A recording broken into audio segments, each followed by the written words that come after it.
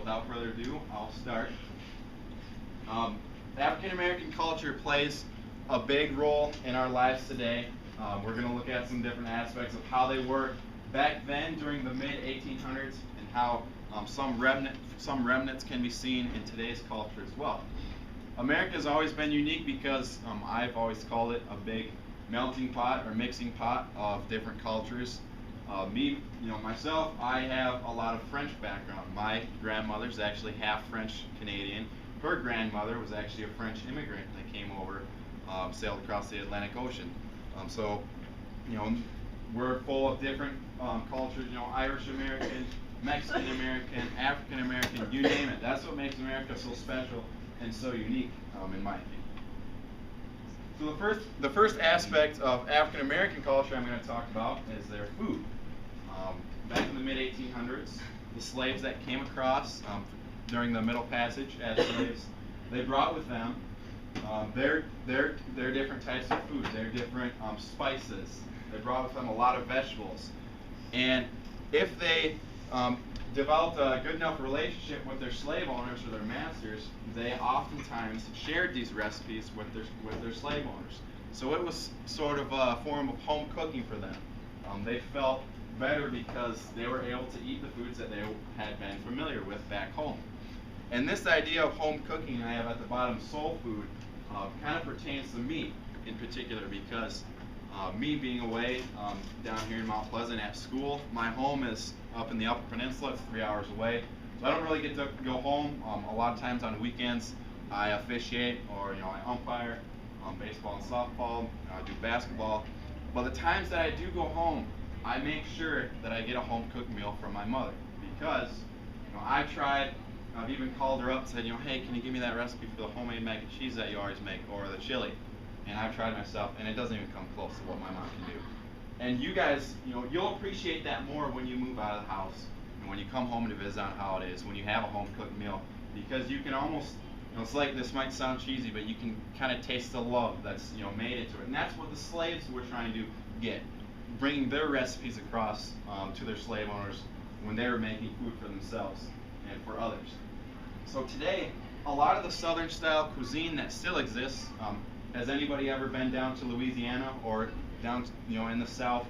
A lot of, their Cajun chicken contains a lot of the remnants from the food that the slaves made. Their spices, cornbread, sweet potatoes. Those are just a few examples. And here I just have a couple pictures. The Cajun-style chicken, cornbread. They made a lot of stews with spices and green vegetables. And how many of you have ever been to Popeyes? I know we have one right here in Mount Pleasant. I've been there a few times. And they have, the Louisiana kitchen, the Cajun chicken is styled after some of the food that the slaves brought back in the mid 1800s.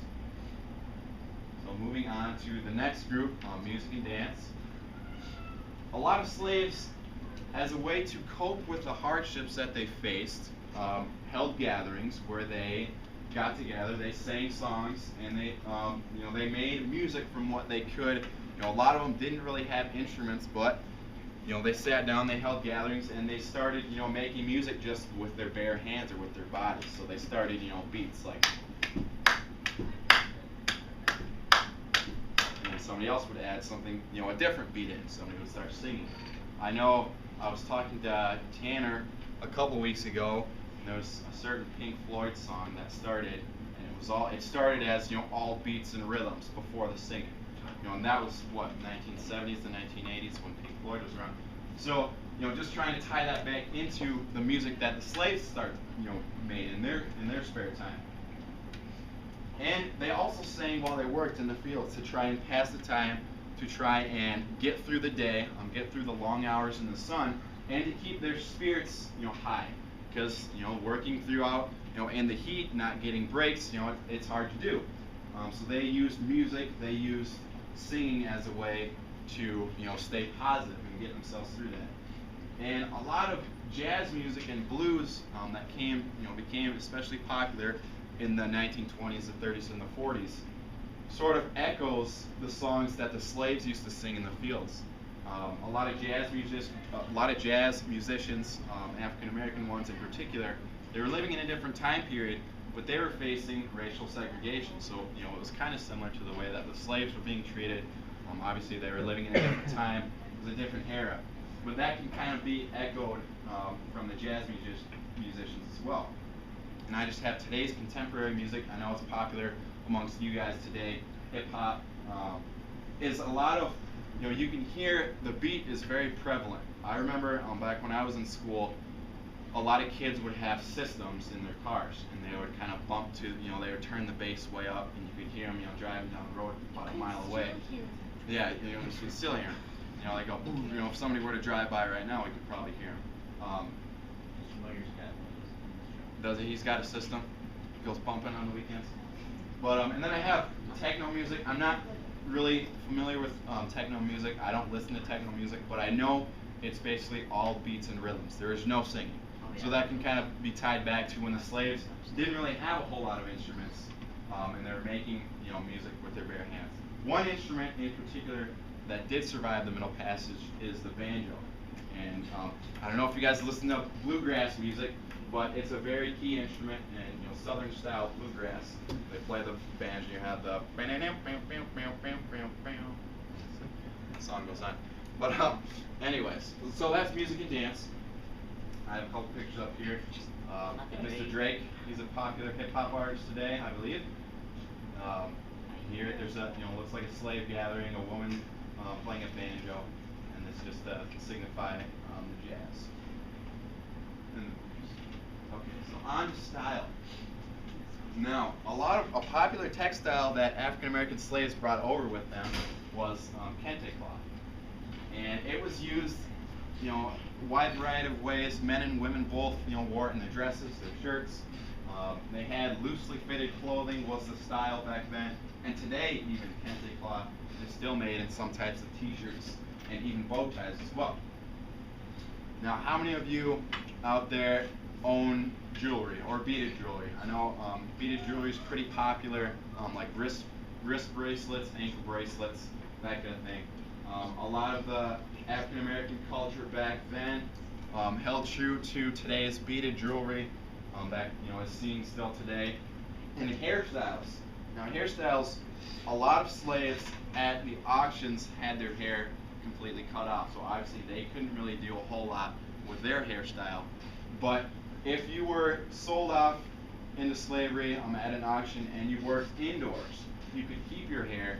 If you worked indoors as a maid, if you were a female, or if you worked as a butler and you were a male, that's when you started to see, you know, locks, braids, and that can kind of be seen in today's style of African American hairstyles when it comes to, you know, cornrows, dreadlocks, afros, that kind of thing. So right here I have a picture of a gentleman wearing the kente cloth pattern kind of on his t-shirt. This is what the actual textile looks like itself, separate. And any basketball fans out there, or San Antonio Spurs, this is Kawhi Leonard sporting the cornrow look. Did you mention earlier about your... Yeah, I do have two adopted siblings. They're of African American descent. I have a younger brother. His name's Riley. He's currently in the 6th grade, and he has an afro. So I always thought that was kind of cool. And my younger sister, her name's Jada. She's in the 2nd grade, and this past summer she got her hair into cornrows. I always thought that was kind of neat that, you know, they could do different things with their hair, because my hair, you know, I can't do a whole lot with it. I can't grow an afro. I can't do really anything. Now, moving on to leisure. Now, most of the time that the slaves were given leisure time occurred on the weekends. If they were given permission by their masters, they spent time together. They spent time with their families, if their families were nearby. Oftentimes at the auctions, when they were sold off, they were separated. But even if they had, say, you know, some siblings that lived a couple miles away, on the weekends, if they were granted permission from their masters, they would travel, you know, to, you know, a place, you know, a couple miles away, so they could spend time with their families on the weekend. And another thing that they did, if they had free time and if they could, they pursued education. I have up here Frederick Douglass. He's one of the reformers that you guys talked about a couple weeks back. He pursued education. He was actually taught to read and write by his slave masters. He obviously established a pretty good relationship if he was given that opportunity. And a lot of the slave women, I know your book in particular talks about quilting bees, and the project that you guys are currently working on now with the quilt patching is something that they did to pass the time, kind of as a social gathering, share their experiences, share their stories that they had. They also wove baskets, basically just made from scratch out of straw, as a way to, they adopted it as a hobby to, kind of enjoy themselves and get together. And right here, I just have, here's a picture of Frederick Douglass, like I was talking about. Here's the style of quilts that were popular, especially back in the slave days, and still, popular today. I actually have a grandmother who is big into quilting, and she has made quilts, that look very similar to this style right here. And here's just a basket, that they made basically from straw. All right, so that's all I have in the PowerPoint. Now you guys are going to get some time to work on the questions, each group that has in front of them. And it's encouraged that all group members get involved. Even though you have one person writing, get everybody's opinion. It's only 3 questions, but take some time to make your answers thorough. So go ahead and get to work. I'll be walking around.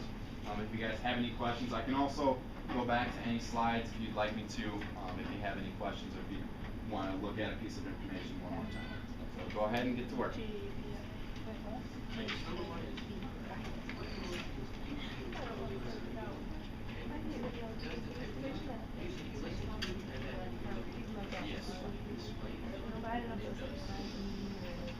It's all kinds of different spellings. I had a person spell my name one time. G-A-D-S. So if you listen to certain things.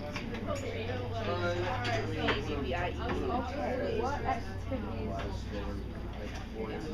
What? Slower. Good.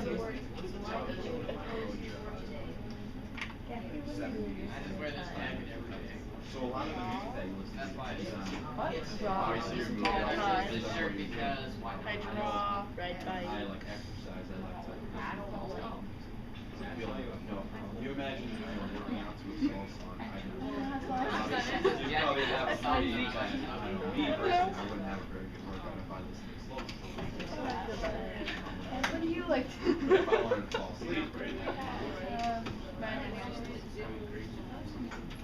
If I was, feeling sad or depressed, I'd be more likely to. What do you like to do when you're spare time? More of a somber tone. I agree with that. I agree with that. You can if you want, yeah. Or if you want, You would sleep on my chest. Do you have any right? They're on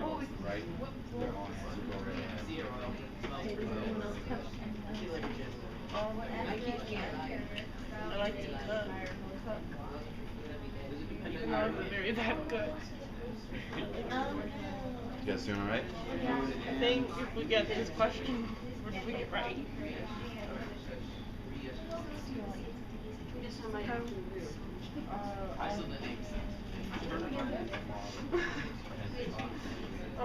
I like playing with my 2-year-old cousins and my 1-year-old. We're done. Hey, how are It was recording the entire thing, look at that. They didn't have paper or pencils. They didn't know how to write sports. They didn't have video games. I didn't start it. That exercise. Yeah, and they had and baby sleep. I'm worried about that. Was it for school? Yeah, I have to record myself and then I have to turn it in and they offer. That was me.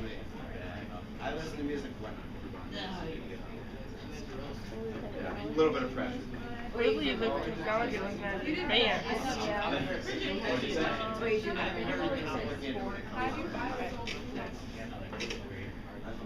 I grew up in Did you know what my Southern style fruit is all about then? really, really good. This song is They didn't. Deep frying is essential now. Everything is deep fried. Yeah, that's I heard deep fried. Because that's a lot of slaves brought over. And I'm Murray. We should have put like love it, gonna kill us.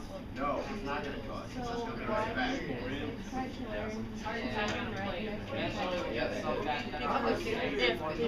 If somebody had the size, they would have been like a death sentence because they wouldn't know how to read it. So they would be stuck reading that.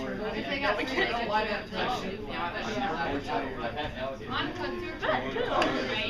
yeah, alligators are awesome. I mean, but it's awesome. It's edible. It doesn't taste too good though.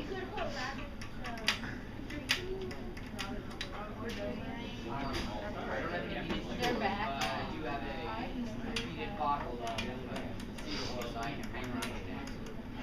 What if we're done? Y'all done already? You sure? Chip ins? Yep. Smells really good.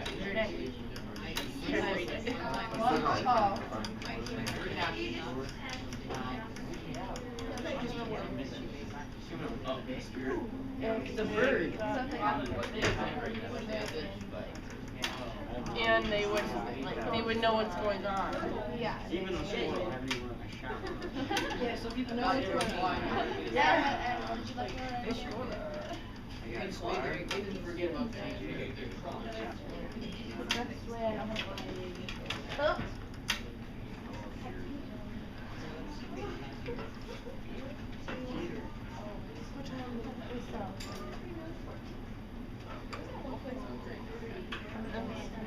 I want to eat food.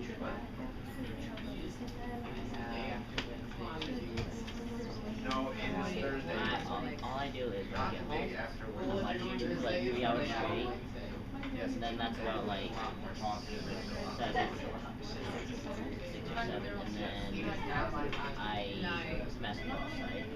Until like 8, 7, Yeah. and then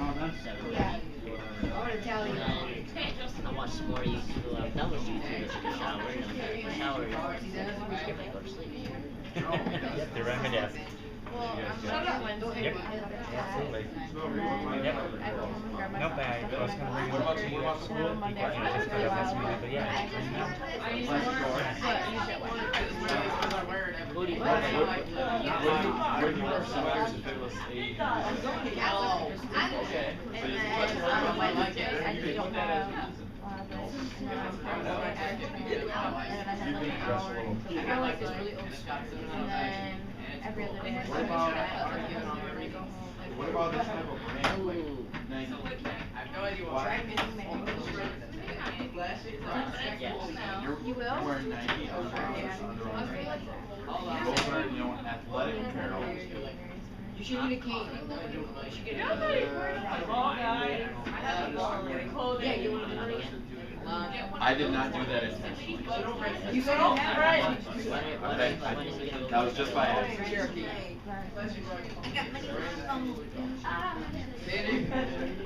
XL/TG 16. What is he doing? What? Cherokee. I think you got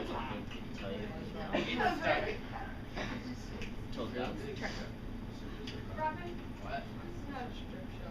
Oh boy! I read his face. Nothing embarrassing. Alright, so it looks like groups are finishing up. Now what we're going to do is we're going to go around to each group and share some of our answers, okay? So everybody, if I can have your attention.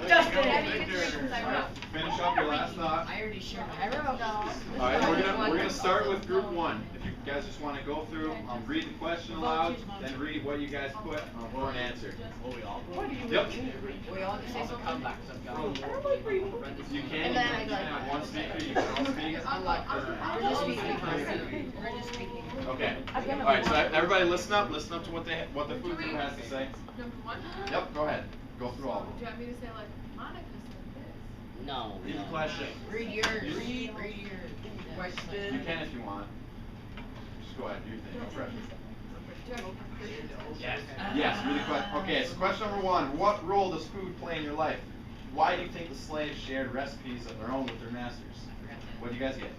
So we just said food brings my family together in a way. Okay, that's a great answer. That's something that that the slaves they used to get together and congregate as well. Anything else? I keep alive and take great to eat. Obviously, food that you need food to live. I was gonna say, was that big? All right. What do you guys get for number 3? What types of Southern style cuisine do you enjoy? Cornbread. Cornbread. All right. Okay, so now we'll go on to group 2. What do you guys get for number 1? What emotions do you feel when you listen to music? Does the type of music you listen to depend on your mood? Explain. Well, yes, it depends on the mood. Usually they're bored, and the way the music makes you feel is I got happy and mad. Yeah, those. So depending on how you're feeling, depends on what music you listen to. If you're feeling happy, then you're gonna listen to just music in general. Okay, but probably, for me anyways, I'm gonna listen to something a little more up tempo when I'm in a good mood. Yeah. Something that's not somber, that doesn't have somber lyrics. But okay. Now, what do you guys get for number 2? How do you think music and dancing helped the slaves with hardships they faced? It helped them, or it helped entertain them, and it made them forget about their troubles. Exactly, yeah. And like I was talking about earlier, they sang, a lot of them sang while they worked in the fields, in order to, pass the time, get through the long day and the long hours in the heat. All right, group 3, what do you guys get for number 1? How does the way you dress coincide with your identity? Yeah. Or in other words, why did you choose the clothes that you wore today? We wear our clothes based on the weather. Okay. So obviously, if it's hot out, you're gonna be more likely to wear shorts. If it's warmer, or if it's colder, you'll be more likely to wear sweaters. What do you guys get for number 3? What aspect of African American style today do you admire most and why?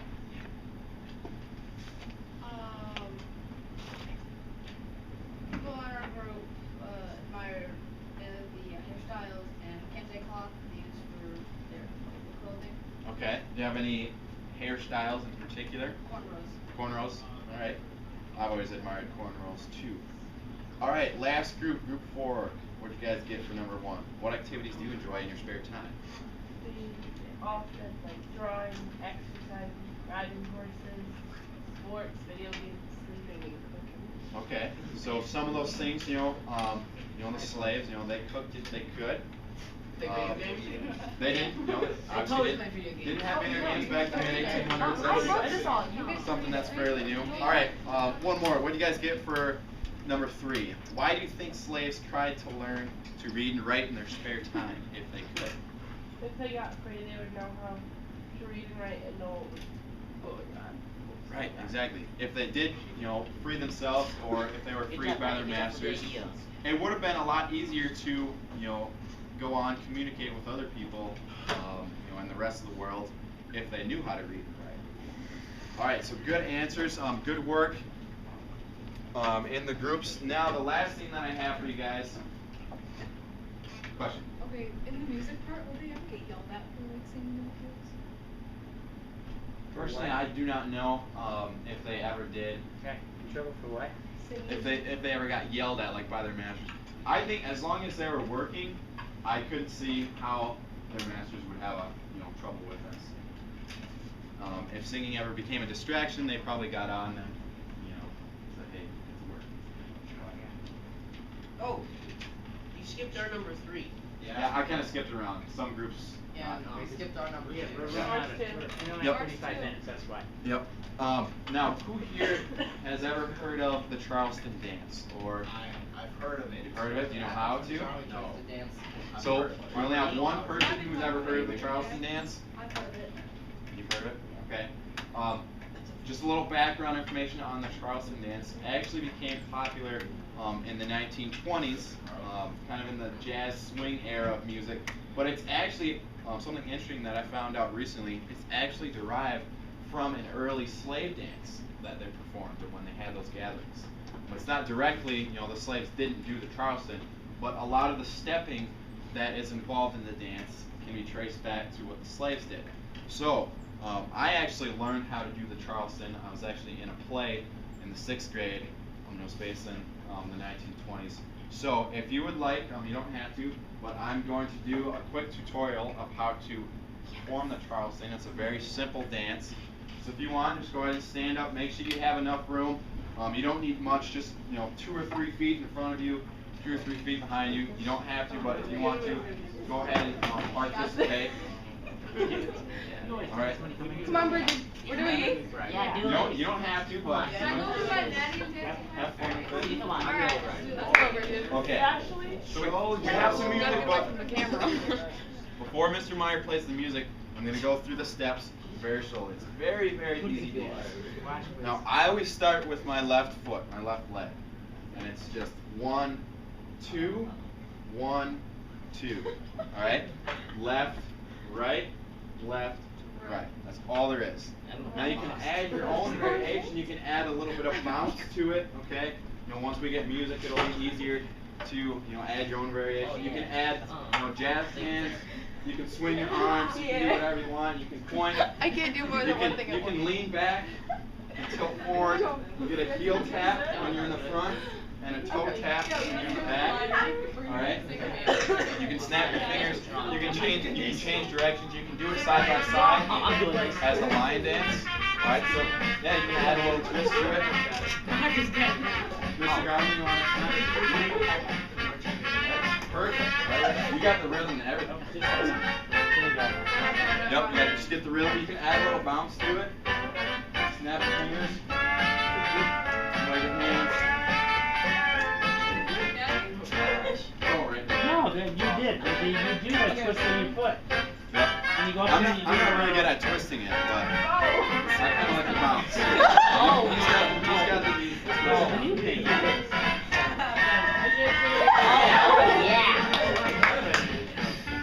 Yeah, no, exactly. You got a fun Alright, so go home tonight, tell your parents that you learned how to do the Charleston. You can, maybe they probably would know more about it than you guys obviously being older. Oh yes, the big Charleston contest. The prize, a genuine loving cup. Those not tapped by the judges will remain on the floor. Let's go.